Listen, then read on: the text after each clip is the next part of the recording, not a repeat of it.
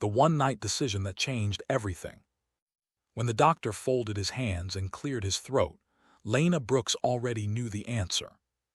She had learned over the years to read rooms before words were spoken. Boardrooms, courtrooms, hospital offices that smelled faintly of antiseptic and resignation. "I won't sugarcoat this," he said. "Your chances decline significantly after this year."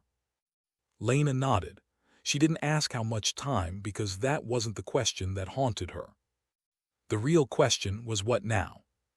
At 36, Lena Brooks was a case study in American success. Senior vice president at a logistics technology firm, a penthouse condo overlooking the Hudson, a calendar booked 6 weeks out. Her life was efficient, elegant, and meticulously controlled. And empty in one place she could no longer ignore. Motherhood had always been postponed, never abandoned. First it was law school, then the firm, then the promotion that came with a private elevator and a non-negotiable schedule. Relationships were casualties of momentum, men who admired her drive until they realized it had no off switch. She had assumed she would have time. Now time was negotiating from a position of strength. The fertility clinic offered brochures, options, paths that required patience, paperwork, and emotional exposure she wasn't prepared to navigate.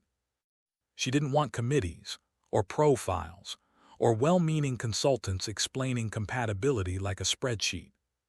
She wanted autonomy. So she did what Lena Brooks had always done when systems failed her. She designed her own. The decision didn't come overnight. It came in fragments. Late evenings, silent apartments, the soft hum of city traffic below her windows. She researched laws, precedents, agreements, quiet forums where women spoke candidly under pseudonyms. One idea kept resurfacing. Unconventional, legally complex, socially radioactive. But effective. A private arrangement, no romance, no expectations, no future entanglements. One night, one agreement. A transaction, not of intimacy but of intention. The man would have no obligations. She would assume all responsibility. Compensation would be fair, discreet, and documented. It was clinical. It was bold. And it terrified her, which was how she knew it mattered. She chose the location carefully. An upscale hotel bar near LaGuardia, anonymous by design, a place where people passed through rather than belonged. No regulars, no curiosity. She arrived early, wearing a tailored navy dress that said professional, not provocative. Hair pinned back, minimal jewelry, control expressed in fabric. He arrived 5 minutes late. Tall, early 40s maybe. Dark hair with just enough gray to suggest authority rather than age.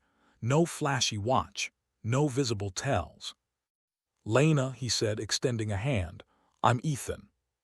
His voice was calm, neutral. He didn't scan the room the way nervous men did. He didn't overcompensate with charm. They ordered drinks, exchanged pleasantries that hovered just above superficial. Then Lena took a breath and crossed the line. "I'm going to be very direct," she said, "because ambiguity wastes time." His eyebrow lifted slightly, not surprise, interest. She explained. The medical context, the boundaries, the legal protections, the compensation. She expected shock. She got silence. Ethan listened without interrupting, his fingers resting lightly on the glass. When she finished, he leaned back, not away, just enough to think. "And after tonight," he asked, "you want no involvement from me?" "That's correct." "No name, no future contact?" "Yes." He studied her, not like a man evaluating an opportunity, but like someone assessing weight and consequence. "Are you certain," he asked quietly, "that this isn't something you'll regret?" The question caught her off guard. Not because it was unexpected, but because it was sincere. "I've built my life on decisions," she said. "Regret hasn't been one of them." Ethan nodded once. "All right," he said. Just like that. The night itself was restrained, purposeful, no declarations, no illusions. When it was over, they dressed in silence. He didn't linger, she didn't ask questions. They exchanged an envelope, a signature, a final nod. And then he was gone. Lena stood alone by the window as dawn crept across the skyline, feeling something unfamiliar in her chest. Not guilt. Not fear. Relief. Weeks passed. Life resumed its cadence, meetings, flights, deadlines. Then one morning, before a quarterly earnings call, Lena stared at a test strip in her bathroom. 2 lines. Definitive. Her knees weakened, not with panic but with gravity. This wasn't joy yet, it was an acknowledgement. She was no longer alone in her decisions. She told no one.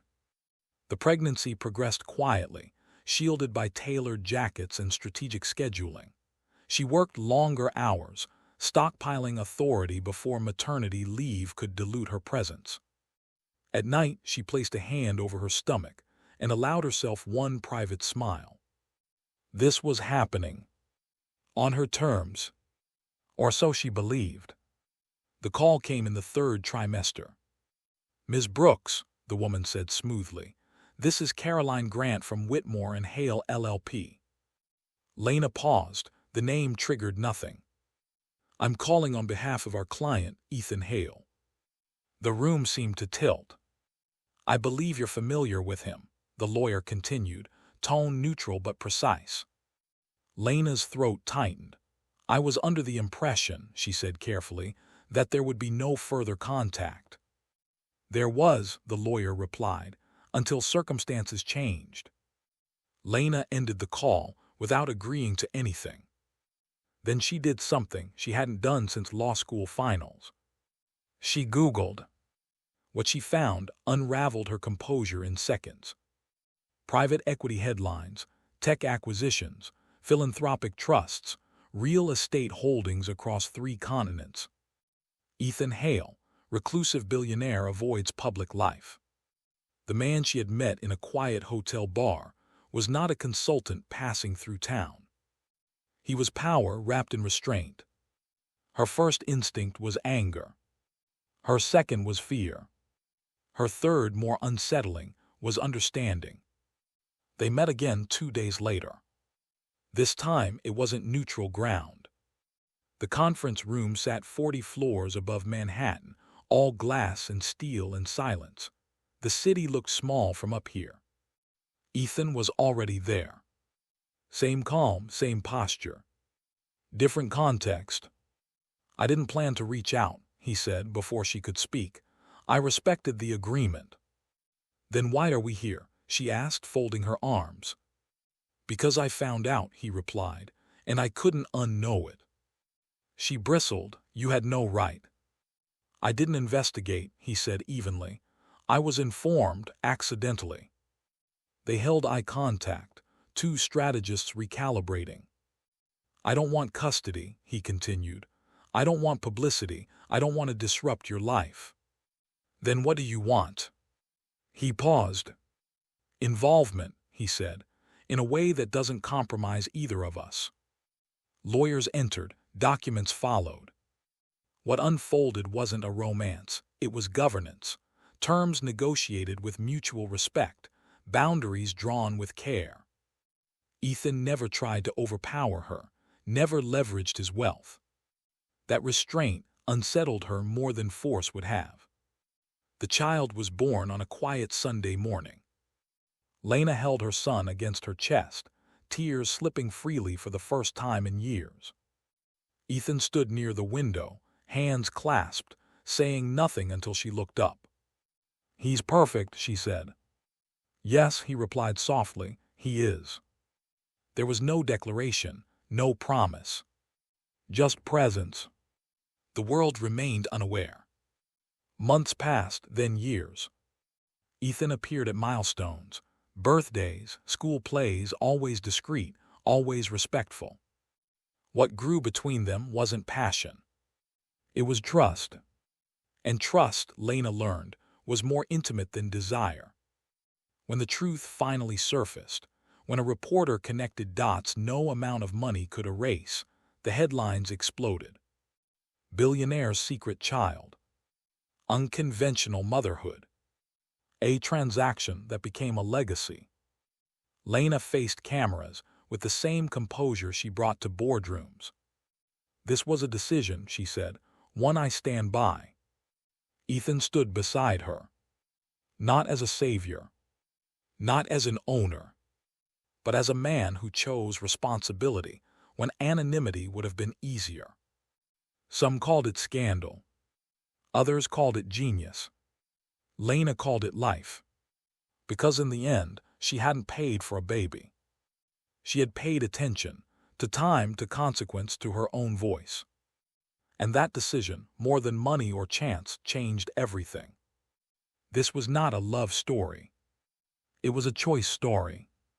And choices, once made, never stay private forever.